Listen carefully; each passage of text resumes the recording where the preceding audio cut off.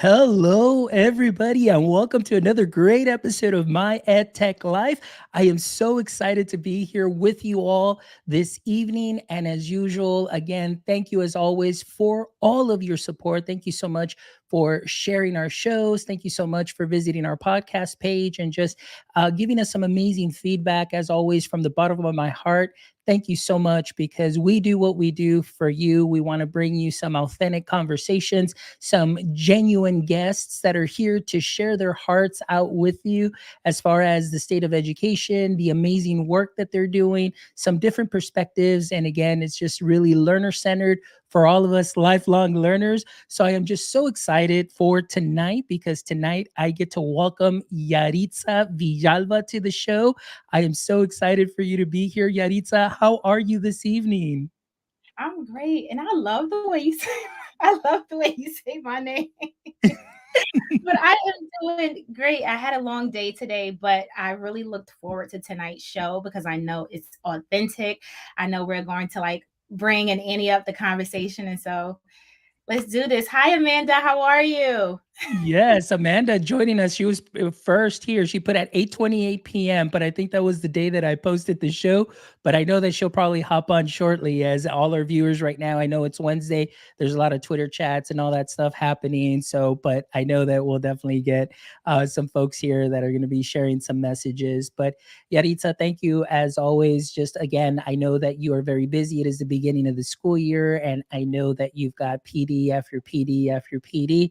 But again, just like you said, thank you so much. It really means a lot stating, coming onto a show where we can have some authentic conversations. And that's definitely your goal, connecting educators, creators, one show at a time. So I'm really excited. So, Yaritza, let's go ahead and get started. And as always, like I always tell all our audience members, that our guests to me are people that I see that are doing some amazing things in the education space and show their passion for education and continue to fill the cups of those educators that sometimes just need a little extra pour of some awesome sauce just to kind of inspire them again. So I'm excited that you're here, but I also see you as kind of like that superhero as I see all my guests. And as we all know, every superhero has an origin story. So, Yaritza, I would love to hear your origin story as far as how you got into education and the amazing work that you're doing. Well, thank you. Hi, beautiful people. So, my family migrated here in 1991 from Panama, and most of my experience in public education has been in ESL classes, or what New York State calls native classes. And at that point, that was probably the most isolated time in my life. And some of you have probably heard me, share this story where I was just like, I already knew the English language, so I didn't think or feel as if I needed to be in ESL classes. I came when I was 3, right? So acquiring the English language was very easy for me as opposed to like my sister or my brother. And then to be in native classes with other students who had just came to America, I felt like, wow, why can't I be in a regular English class? It wasn't until probably about my junior and senior year where I had like regular ELA classes, but I still had native classes as well. And at that point, I knew I just wanted to be a teacher because I wanted to do the right thing. When I began my undergraduate studies, I minored in education. And then I remember graduating and going back to my high school that I had graduated from and visiting. And the guy who's now my mentor, Dr. Christopher Smith, who was an assistant principal at that time, said, "Hey, what are you doing?" I was like, "I'm just in grad school." He's like, "What are you taking up?" And I'm like, "Education. I want to teach." And he was like, "Come Friday, I'll set you up with an interview." And I was like, "No, no, no, no, no, time out. It doesn't go like that. Like I have to finish." And he's like, "No, we're gonna get you started. You need to be in a classroom now." My first year teaching, I was put with students. Well, I was put to serve as students who were overage and undercredited. So students that were around my age, they were 21. So here you have this 21-year-old teaching 21-year-olds. And so it pushed me to think differently about what education is, what it means, and what kind of experiences I'm going to bring to the lives of students who already felt like the system failed them. And so not only was I coming in as an educator who said I was screwed by the system to take these classes that I didn't need. But now I'm seeing students who look just like me, Black and Brown students, who are in these classes where they feel like I've taken this 6 times already. I don't understand this content, but everybody is introduced the same. So as an educator, I had to figure out what can I do differently and how can I inspire them to not only learn this content, but do it in a way where if they're not going to use the content in the real world, how could they apply the skills and the knowledge that I give them in the real world?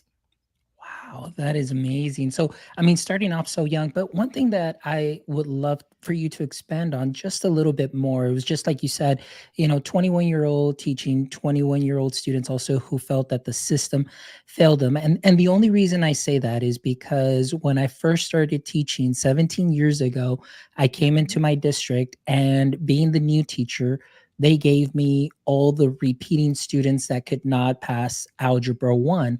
So these are the Mhm. students that oftentimes just, either their first time through, they didn't understand the concept. Maybe they just didn't have enough time or enough support.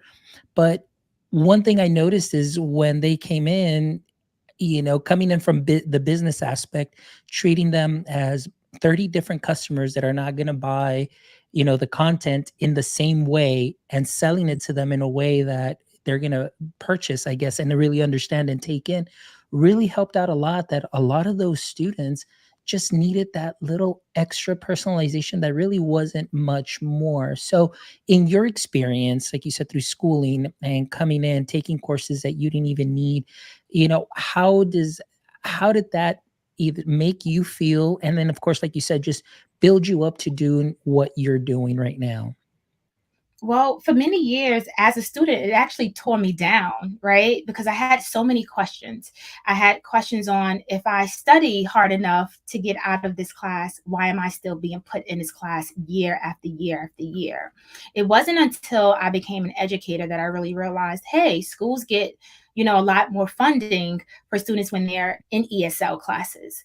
I didn't know that until I became an educator, right? And so then I had to really rethink, okay, no one informed my mom about this, but also here you have this immigrant woman who she only wants her child to be in school, right? So she's not really going to ask the questions that someone who is much more informed would ask, as if like, can I sign my daughter out of this? Does she really need to be a native? She's been, in these classes all of these years. She's not learning anything new. So no one really justified anything, but also my mom didn't know she could ask those questions. And it's sometimes the same for students who are overage and undercredited. They may not live at home with their parents, right? They don't have somebody who can advocate for them or who truly understands how the system works. But then for those who do have parents and who have asked questions, it's what kind of resources are we really giving those students? What's at their fingertips where they can say, hey, I've taken this class 4 times and I've tried it this way. So now I want to do it that way. And I think that during a pandemic, a lot of educators have found that new sense of let's be more creative with the product, the end product, right? Let me think of 5 to 6 ways in which this student can now apply the skills and the knowledge that I've presented and present it in their own way. It took a pandemic to drive us there. And some teachers were already doing it, right? But I don't think we were looking at the individual student needs. Like working in New York, some of my classes on a roster, you had 42 to 46 students. That's unheard of in some states, right? And so, can you think about planning for each individual student? Plus, if they were special needs, they were still in the same class with gen ed students, right? So now I really have to provide multiple entry points. But I also have to build and gain their respect because they've had teachers frown on them. They've had teachers already judge them whenever they walk through that door late. So, it was what am I going to do different? Am I going to give more time? Am I going to let this child know, hey, I'm here for you and I truly understand how you feel? And I'm not going to lose the fact that I have high expectations for you because that was a plus too, right? So, understanding, yes, you felt this, but I'm a new teacher and I'm not like those other teachers. We're going to pass this together and I'm going to put the same exact effort that you put in. So if you want to stay here an hour later, I'm here with you. So just providing different avenues for our students to just feel like they're a part of your class, a part of your lesson, a part of your planning, even when they're not sitting planning with you. And I think that's something that you hit on that is so important.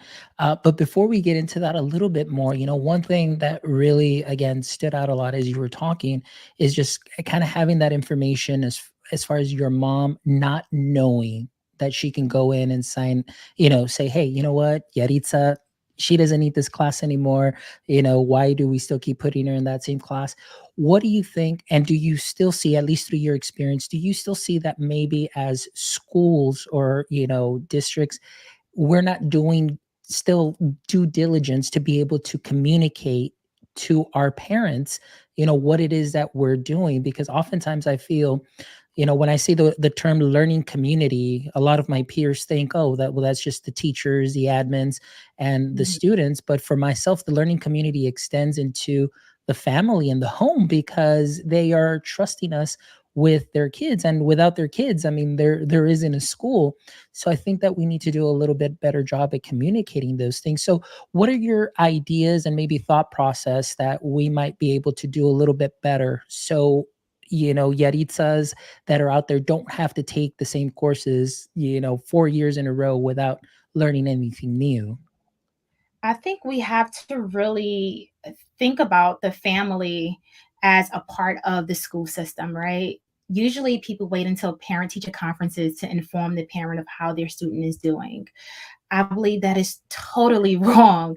You have so many opportunities like the first day, or even when you see that that child's name is on your roster, which for some of us is like after the first week of school. So I get it, right? Depending on who's your admin and what state you're in, we don't really get our rosters the first day. But when you do have it in your hand, how are you communicating to that parent that you're happy that that child is in your class? Even if you've heard so many negative things about that student, if you probably had all of the wrong first impressions, how are you reaching out? That way, you get to start to know and to understand what has already been introduced to that parent. And then from there, as an educator, you can point them to the right direction, or you can give them that information themselves. We have to stop assuming that all parents know. And once we stop assuming that all parents know, then we'll be able to like meet them where they are. For me, the parent is just like the student, right? Everybody's starting off fresh, regardless of how many years the student has been in your school, and regardless of how many teachers the parent has had to sit with. Once they're in front of you, day one, week one, first month, that's the first experience, first encounter that you're going to have. And that's your opportunity to not only build relationships, right? Because that is important, but it's also your opportunity to get to know what the parents already know.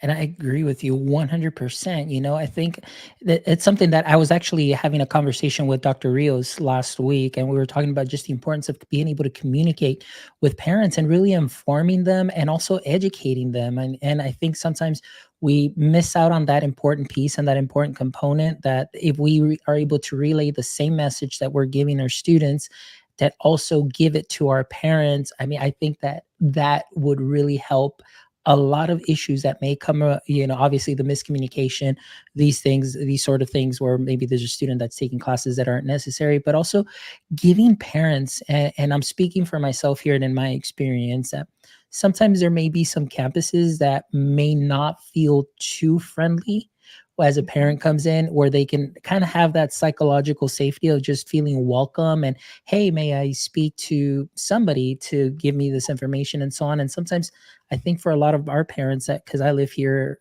in the border and Spanish is the predominant language, still we're able to communicate, but there's still kind of like that fear of, well, I don't know what to ask. I don't know what to say and so on. But I think we can definitely, take some notes and really, like I said, go out and reach out to that learning community, because we're all together in this as a team, and it's a team effort to help all our students as well. So yeah, excellent. All right. Well, Yeah. Yeti. Oh yeah, go ahead. Go ahead. Sorry, Yeti. Yeah, I was just gonna add, like it's about comfortability as well, right? Once you build that relationship with that parent, or someone in the school builds a relationship with the parent, they feel more comfortable to say, "Hey, can you assist me?" Or "Hey, I received the paper at home. Can you really explain to me, you know, what to do? What are my next steps? Do I really have this as an option for my student?" I remember using Flip for my parent group, where I asked parents to share their talents. And I had parents like on a piano filming themselves using Flip. And this is how I formed relationships. So that way, when it's time to see a parent face to face, it's, yeah, you're the teacher that had me playing a piano or singing to my child or doing TikToks. I had parents doing TikToks. Come on.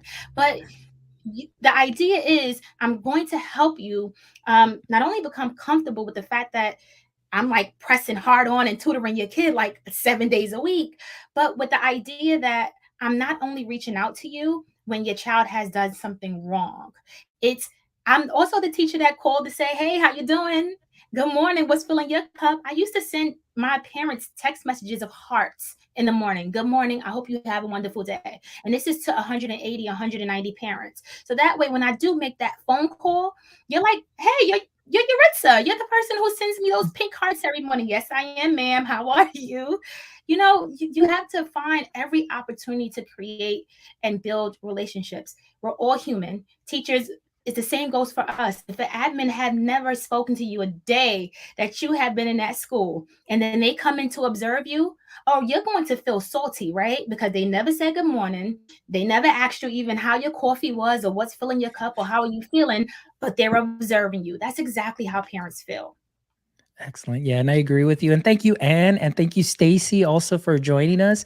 Appreciate you all with the comments as well. Stacy says here, yes, building relationships and trust with parents is so key. Love how you celebrate your students. And then, of course, Anne also stating, she goes, I remember when you shared that parent hidden talent example. What a way to build community. And that's what it is. Mel, thank you so much for joining us also as well from Colombia. Thank you so much. All right. We got so many great people here in the house to hear these wonderful conversations. But again, going back to this, I think you're absolutely right. I think one of the things that helped me when I was still in the classroom was building that community, reaching out to parents. And again, I would even now obviously within the district that I was at, and at least that particular school, there was more availability for parents to be able to come by. But I never hesitated to say, okay, guys, this is what we're presenting. So we would go over, let's say, a science unit, and at the end of the unit, the students were either going to do a slide deck, they're going to do some screencastify, they were going to create something. I said, I want to invite your parents, those of you that whose parents would be able to attend, and I want you to go ahead and present for them. And I would bring in little popcorn bags and things for the parents and just build that community. And then later on, it turned out that the parents were the ones that were bringing in like the little snacks, and they were sharing with one another, and they would sit all in the back and watch all of the students. And to build that community where the child was able to see their parent there participate, and then parents just being so happy, and then the students excited to come to school and not wanting to be absent. I think, like you said, you really hit it on that nail on the head. That community building relationships is so important, similar to what Stacy was saying, and I absolutely agree with that. I mean, so I'm really excited about that, and I love some of those ideas that you were stating with Flip. That's a great one to be able to use with parents. I love that idea. Yeah, listen, I love it. Anything that you can think of, do it. Do it. I used to like download the Flip videos or even just use the QR code and send it text messaging to parents. Hey, look what your son created. Look what your daughter created.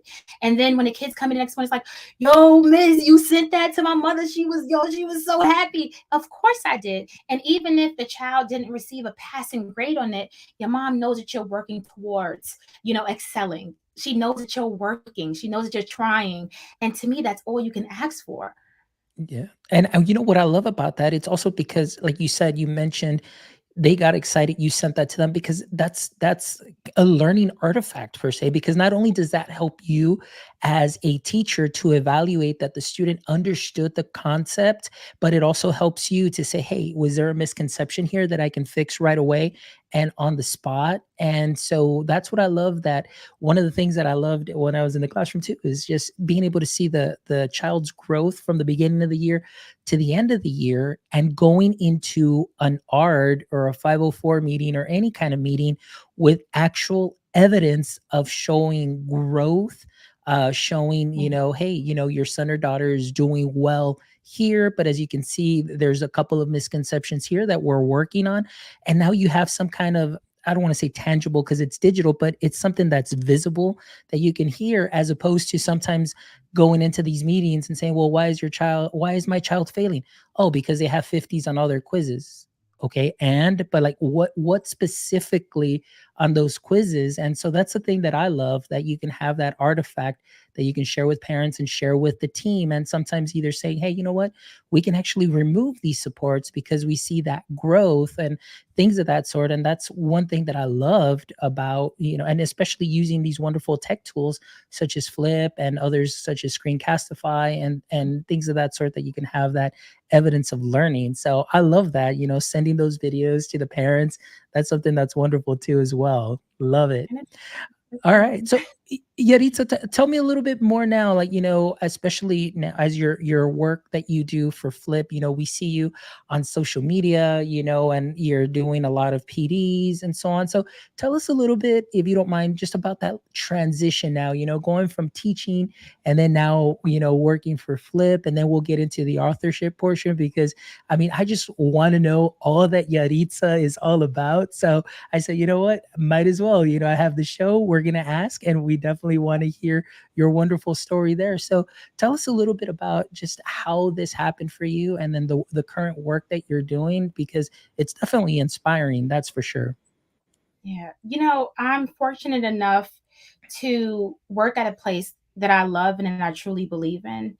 I was able to use Flip with my students prior to working with Flip. So I knew about, how do you take this platform and you really use it to the benefit of your learners, right? And where you had naysayers that said, I don't have time for that because I have to prep for this assessment. I had to show, hey, you can still use this to prep. It's just way more fun. Um, as many of you know, when I began working with Flip, I was still a classroom teacher, and we had began the Ask Yaritza series, and I focused on culturally responsive teaching, where educators around the world would send questions every week. And then on Mondays, I would have this live YouTube session for 15 minutes where I would bring in the experts, which are all of you, the educators, to answer these questions, but to also share resources. That's something that I love. It's my passion, right? I don't believe in the fact that, when educators say students can't learn. To me, that's you know how to put Legos together, you know how to press buttons, you know how to push all the buttons, like Ann Cosma usually says. But transitioning into working full time for Flip, it was something that I knew I always wanted to do. I just didn't know when. So last year, after I had McKenzie, I returned back to work 4 weeks later. I never took a maternity leave, and I became an assistant principal. At this school, it was an expeditionary learning school where, kids would explore. And it was project-based learning and mastery-based grading. So that means no one's failing, right? Because the idea is, how do we make things better? And I was still like, let's use Flip. So every classroom that I went in, I'm like, oh, you're doing this? You could use Flip for that. And I found myself like doing soft promos at a school that didn't use Flip. And then I slowly came to the realization that I truly believe in this platform. When it becomes a part of your everyday conversation and people are like having like parties for their babies, and you're like, hey, you should put that on Flip, then it's time to transition, right?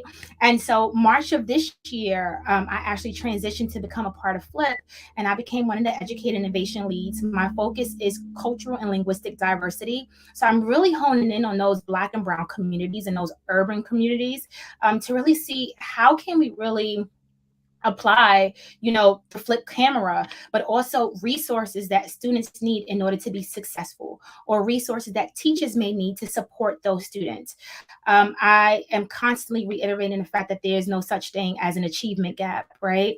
We should walk into a classroom believing every single student can learn. It's just at a different pace, and they may need something else, something different. And even if that causes the teacher to have to step out of their comfort zone and now begin to learn new things, that's how life works, right? We're all an ecosystem and we all feed off of each other. And so my transition with Flip was just, how do I really still share out what makes the platform so great without becoming a salesperson, because Flip is free. They don't need salespeople, right? They need people that are still going to engage with this wonderful community and still be their authentic selves. So every morning, and I tell people this is not a part of my job, but every morning I love telling people what's filling my cup. And I do it on Flip because it allows other people to, if you don't want to like post what's filling your cup on Twitter, you do it in our space, our mindfulness practices space. But it's also a way that I hold myself accountable for reflecting when I wake up in the morning. I have a 1-year-old. She just turned 1, right? So these whole 12 months, which is me transitioning, I went from an assistant principal for 6 months to then working with Flip to then traveling to PDs. And now, full speed ahead, we're like back to school. But this transition has been remarkable. I'm growing as a mother and as an educator, because we're all educators first. And I'm loving every step of the way. I said a mouth. Yaritza, this is so inspiring, Yaritza. Just hearing your story and just your passion, like it really, it honestly, it's filling my cup, and that's because pregame, pre-chat, we were already like telling you like how great this has been, but just hearing you and just the excitement, and I absolutely agree with you with a platform such as Flip, giving just that mindfulness space. I love that, being able to just address something, share something out, and then of course people being able to share out with you and sharing those ideas. It's something that is important and helps people open up and creating that safe space, that psychological safety, that and that's something that is so important. And as students are coming back to again for like well, at least here for that second year, and now they're back to school and everything, I think something like this is just something that is great, being able to use Flip. And I love what you said too, which kind of, again, we talked a little bit about it, that a lot of our teachers that were very kind of set in their ways pre-pandemic, now that they're coming back, they're opening up a little bit more to the new technology that is out there, the new instruments. And I refer to the platforms as instruments, not tools, just because with any instrument, as any musician really needs to learn how to play that instrument to its fullest potential, to play some beautiful melodies.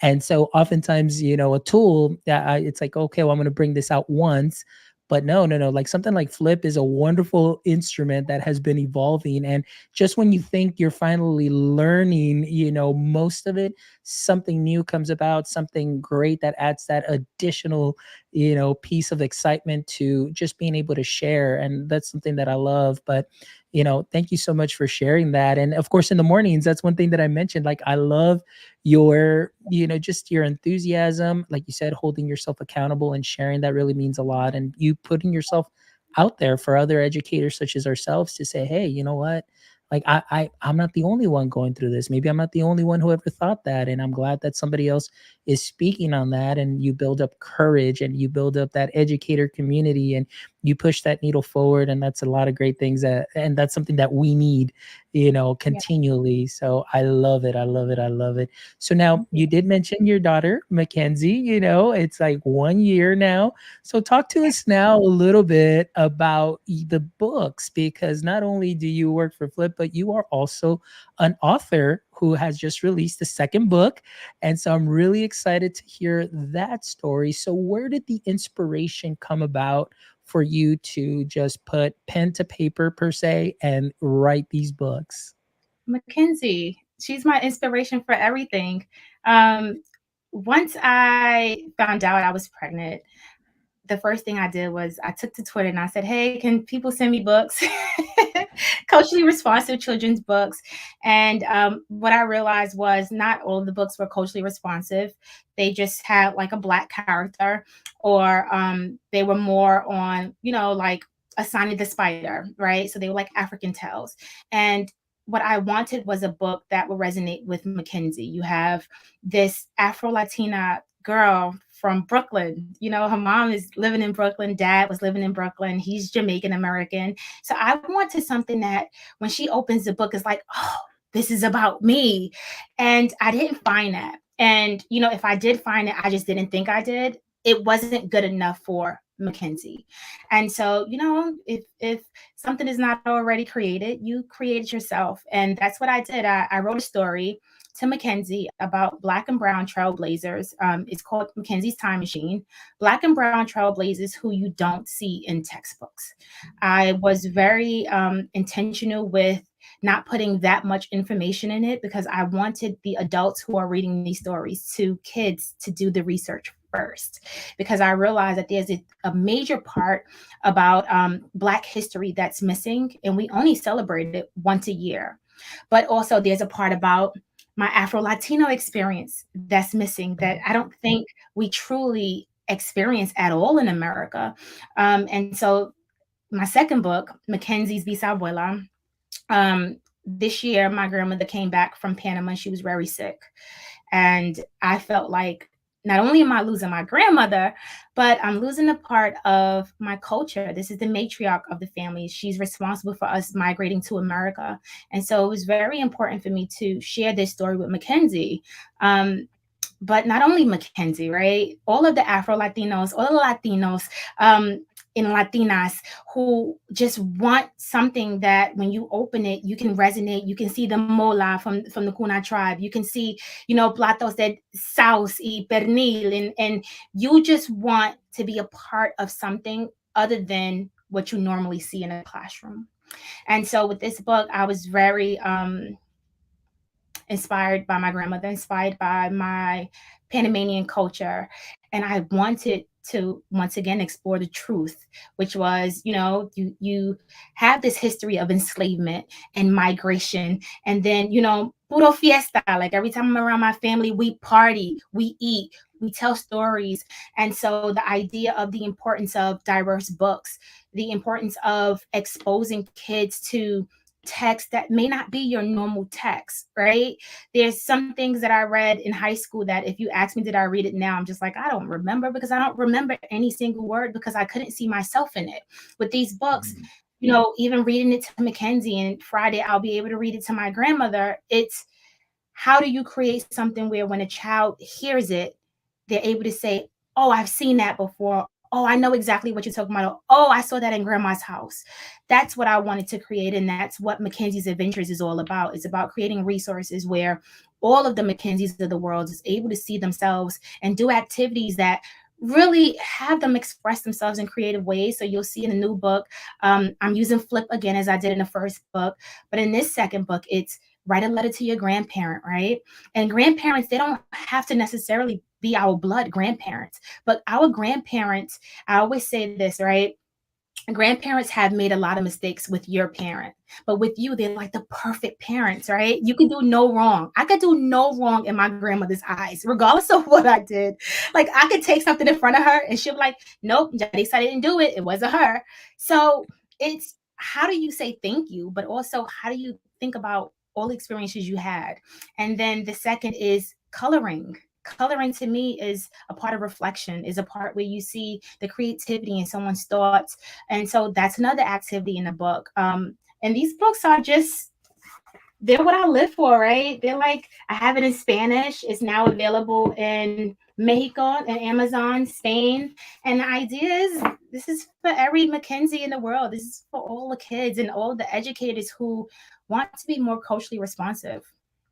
And that's wonderful. Like everything that you described, just with such enthusiasm, and you're absolutely right. Representation, and I'm going to be honest with you, and just putting myself out there. I mean, it isn't, coming in from business world, and then of course growing up here along the border to Mexico. You know, this is what I just see. I see myself in everything here, but it wasn't until I got into my doctoral studies and doing some of the readings, and I see like the importance of everything that you said right now, representation, and for a child to be able, a young student, young man, young woman, to be able to see themselves in a book, see themselves represented, see themselves, and not only just in the books, but also in industry, in work, in all of those things is something that is so important, and just the passion that you bring to it. And you're absolutely right. I had a friend of mine also, and I think your episode will be released, I think, later on, either this week, with Matthew Woods. Matthew Woods, writing his books also, based on his son, and the same similar concept in opening this up, and say, you know what, there's nothing out there. Well, then I'm going to go ahead and create something out there. And I think that's something that is wonderful as educators for yourself to be able to do this and influence other educators to have these resources. It's something that is so important in our classrooms, and it's so these conversations are truly very important, because they could definitely help us understand things a lot more. And that's the whole purpose of doing this show too, because I want to learn from Yaritza as well. And then, of course, hearing what inspired you, which is McKenzie, and hearing your story. I mean, I want to learn things from different angles and different perspectives. And I think what you have done is something that is wonderful, my friend. So I applaud you for that and the work and the Gracias. creativity that you bring along with it, Yaritza. I think that's something that really also resonates, because I'm all about amplifying creativity and allowing students, and even as adults, something when I do PD, it's like, hey, get in touch with your creative side. It's okay to be creative. It's okay to bring these ideas and these passions into the classroom too, as well, to enhance the learning experience and have some fun, just like you're describing. So that's something that is amazing. And I'd like to ask too, like, who was it that illustrated your books? Oh, Jen Levin. Hi, if you're here. If you're not, if you're catching up. Hi, honey. I love her. I asked her to be on this journey with me. She knew it wasn't going to be easy, because you're telling someone's story, right? So the importance is that you want to capture every bit of it. And I'm very hands on. So, like, when I typed up my manuscript, I usually, and Jen could speak to this probably like on another episode, I put exactly what I envisioned for the picture. And then what I do is I'll like go on Google or go on my phone and look up pictures of my family. And then I'll put a link to it so that Jen, when she's creating photos, she sees the actual image. And I would like, she would send it, and I'm like, yeah, but can you touch this up? And her smile wasn't really like that. And her lips, you have to capture the lips. And Jen is like, yeah, I'm on it. And like in 2 minutes, Jen would send like another picture. Um, but Jen is on this journey with me, and I just want to, be clear. Um, she's phenomenal. She's amazing. If you need an illustrator, like, I'm definitely plugging her in, because sometimes it's hard to work with folks who have not experienced life as you experienced. And being a woman of color, it's really important that whoever is working on any one of these books truly understand the essence of it. They truly understand that this is for Black and Brown students, but also, if this book is going to be introduced to students who are not of color, that it's being introduced in a way where they become, appreciative of the differences that exist, not only in America, but throughout the world. And Jen is like on it. And, I'm learning so much about her and her family as she is with mine. These pictures, I sent pictures that were already in my phone from previous parties that my family had, where I have the plate on my lap, and I'm like, hey, Jen, we're eating sauce today. You can take this for the book. And Jen she's a beautiful soul.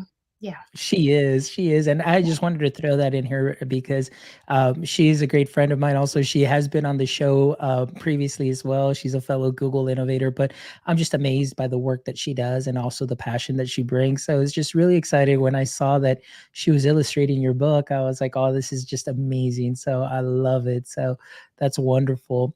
Well, Yaritza, thank you so much from the bottom of my heart. I really appreciate it. I know it's a lot later over there where you're at, and I don't want to take some time away, as you may need to put McKenzie down. But I, and take and care for her. But again, from the bottom of my heart, thank you so much for being a guest on my show and just sharing your passion. As you can see, like right now, like I haven't stopped smiling this whole show, because you have definitely really pumped me up and gotten me really excited, and just to continue to fan that flame, to learn from educators such as yourself that are doing some amazing things. But we're still not done yet because this is one of my favorite segments on the show. The last three questions that I love to ask all my guests as we wind down the show. So, Yaritza, are you ready for these three questions? Let's make it happen. All right, here we go. Question number one, Yaritza. In the current state of education, what would you say is your current edu kryptonite? Hmm. What makes me weak is disengaged students. Um, I don't know. I've always thought that, even if a student is experiencing something at home, as the person that's in front of them, the adult in the room, there has to be a way to engage them. And engagement doesn't necessarily mean they're engaging in whatever you created in your lesson, right? It could just mean they're up, they're sitting up, they're watching everyone else interact. And so that's honestly my weakness. That makes me want to cry inside because I'm just like, come on, educator, just at least say hi or how are you doing? Because those small things can change exactly, what that student does for the next 40 minutes in your class. So that's definitely my weakness. In any place that I go, if I see a student disengage, I'm like, just say hi to them, please. Like, just let them know that you're here and you're looking and you're willing to help them when they're ready. So yeah, that's definitely my kryptonite. Okay, excellent. Good. All right. Question number two, Yaritza. If you could have a billboard with anything on it, what would it be and why? McKenzie. All I think right. everyone already knew this. But it would be Mackenzie inspires me to be the best me. There's times where I'm having like a really rough day, and just seeing her run around or seeing her do something new, it's just like, well, if she could do it and she's only one, um, I can definitely take this next foot forward, or I can sit here and I could type up this paper even though I'm really tired because I see I'm no longer just living for myself, right? I'm living for this small human who's relying on me to be my best self. And it's okay if you're not your best self all the time.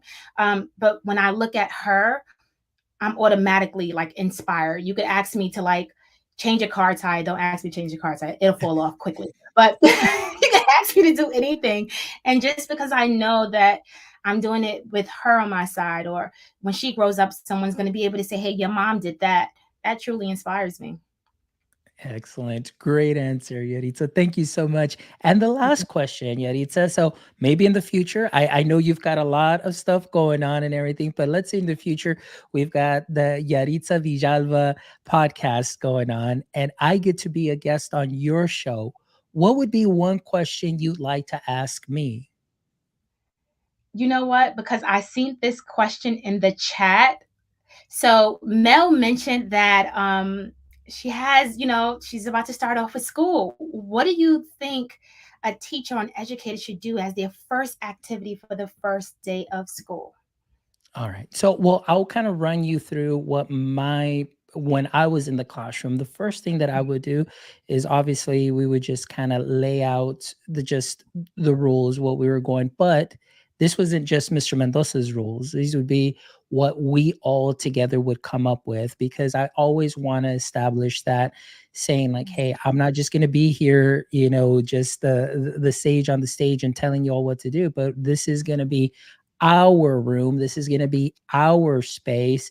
So it's just simply creating that space, creating that community, and just really getting to know your students and providing that psychological safety. I know that that could be very different, depending on the teacher that they have before, or even just their experience that they had up until your grade level. But being able to be open, being able to be honest, and them being able to come up to you and trusting you is something that is very important because again, and we say it often and it sounds very cliche, but I'm a true believer in it because it helped is when the students, they have to buy into you first before they buy anything that you're going to be presenting. So even though it took me a little longer than most teachers that I knew in the other pods and in the other schools that were right away from day one, go, go, go, go, go.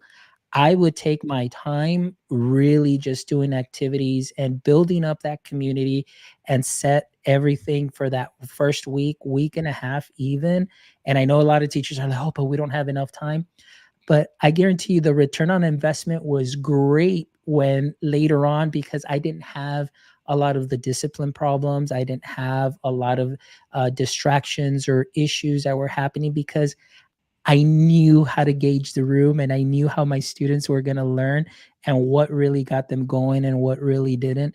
And that really helped set the tone that I was able to bundle a couple of standards together later on in the year, but just have them be very successful. And again, those are some of the best things that I can do uh, or that I can recommend. But again, just that community was so important to me. So I love that piece. So yeah, that would be my best advice for Mel and for any teacher that is out there for sure.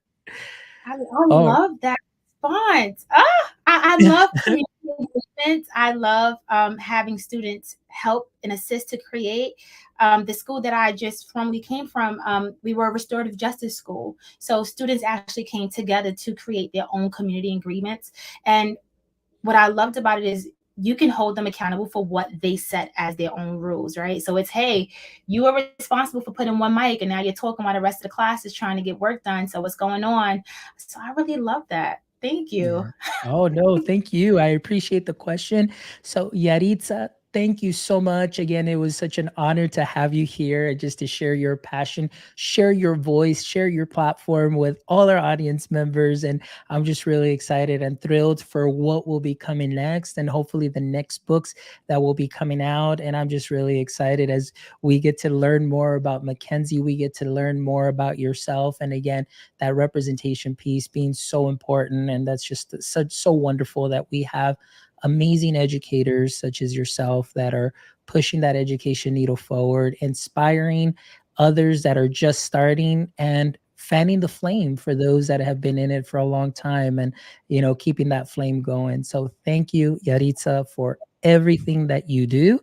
Thank you so much, and keep filling our cups, and we'll definitely keep following you on social media. And definitely, I'm really excited to join that group too, as well. And so I'm definitely excited to share. So thank you, Yaritza. And before we go, please let our audience members know where it is that they can connect with you, where it is that they can find your books. Hey, I'm on Twitter and Instagram at INC_YV, and you can find my books on Amazon or on my website at McKenzie'sadventures.com/books. Excellent.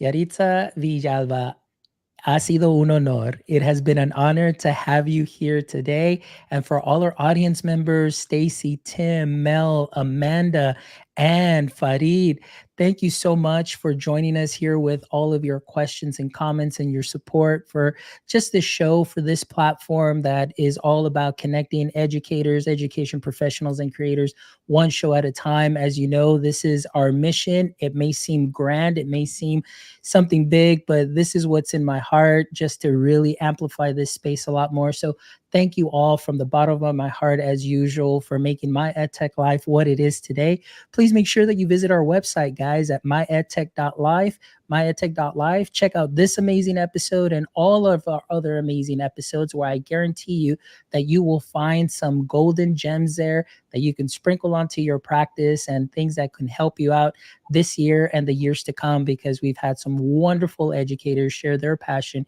here on this show. And also, if you can, go onto the website, drop us a review. We love to hear from you, see what we're doing well, see where we can improve. As always, we always strive for excellence to bring you, as always, the best.